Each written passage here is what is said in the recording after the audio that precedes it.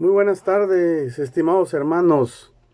Quiero presentarles este libro que está muy interesante, que se llama La fuerza del silencio del cardenal Robert Sará.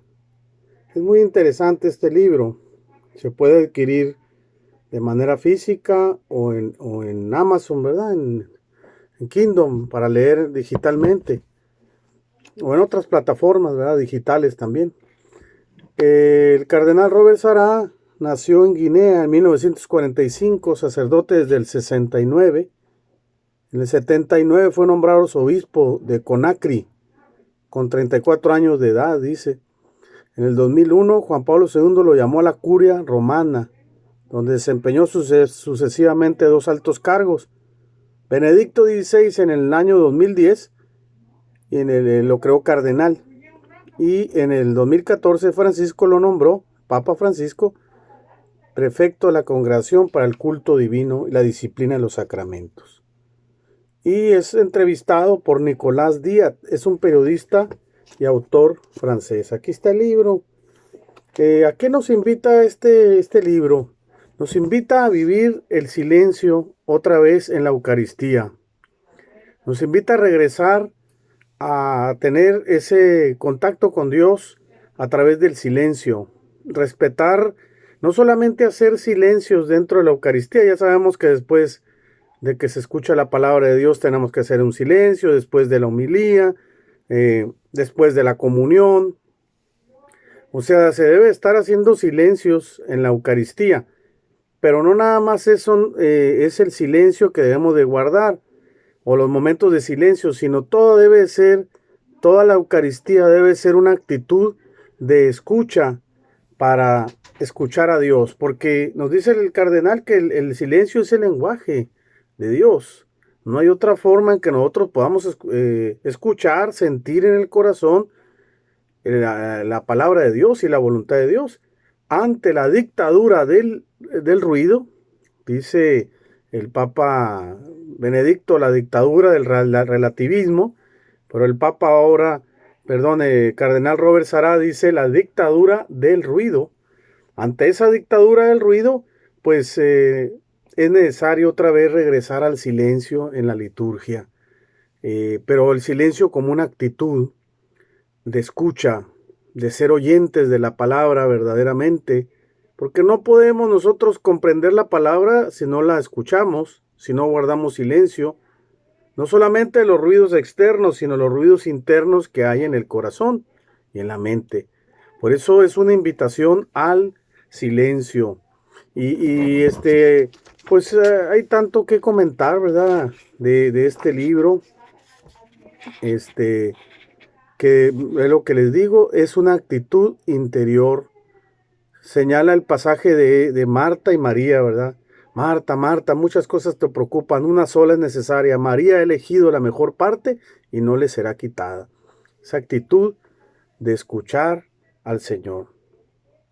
Entonces, digamos, no es el trabajo, ¿verdad? El que es malo, es el ajetreo, el enfado, la dispersión interior que tiene Marta. No, es que Jesús va a ir a comer a la casa de Marta y de María.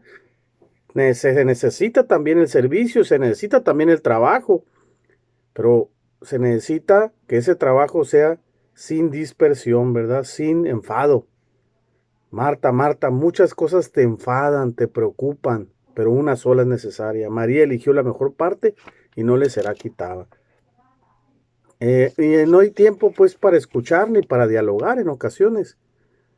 Entonces debemos de salir de esa mediocridad, de esa dictadura del ruido.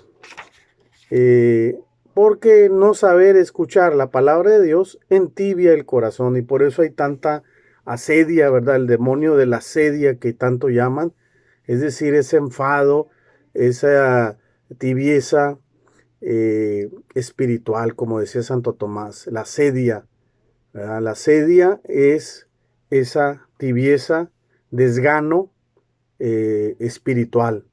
Entonces, ante este desgano espiritual, por no saber escuchar la voz de Dios. Jeremías 2:13, mi pueblo ha cometido dos males, me abandonaron a mí, fuente de aguas vivas, y se cavaron aljibes agrietados que no retienen el agua.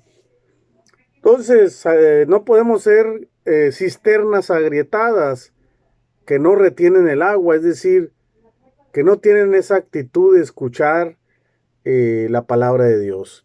Y entonces el cardenal Robert Sará quiere que regresemos al silencio como una actitud básica para poder entrar en contacto con el Señor. Y así va invitándonos a lo largo de todo el libro de tener esa actitud. El silencio de Jesús es el silencio de Dios Padre. A través como un tipo de sentencias, ¿no? Son muchas sentencias, vienen numeradas. Entonces viene que sentencia 270 y tantos, 345, etcétera. Entonces, así viene pues el libro. Y es nada más una invitación a que regresemos al silencio, ¿verdad? A que regresemos a escuchar la palabra de Dios. Como nos dice dice, la ausencia del Espíritu Santo en la iglesia crea todas las divisiones. La ausencia del Espíritu Santo, allí donde está la iglesia está el Espíritu Santo, allí donde está el Espíritu está la iglesia. Entonces, no hay mejor sepulturero que el que no es sepulturero, ¿verdad? No hay mejor sepulturero que el que no es sepulturero. Sí, porque el que es sepulturero pues ya no siente nada.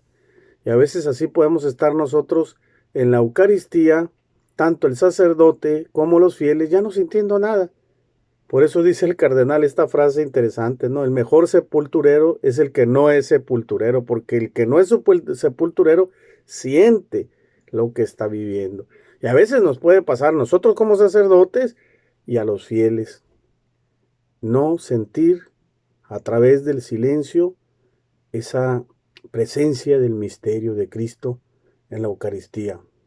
O sea, las Eucaristías se han vuelto, dice el cardenal, como una especie de espectáculo. Dice, me da la sensación, dice el cardenal, que es una especie de espectáculo donde está una persona ahí celebrando, pero ya es para como un lucimiento, no una celebración que está adorando a Dios. O sea, la esencia de la religión, la esencia de ir a la Eucaristía es la adoración, adorar al Señor. Y para adorar se necesita silencio. Mi bendición para ustedes, hermanos, en este día que el Señor nos invita a vivir con amor la Eucaristía. Padre, el Hijo y Espíritu Santo. Amén.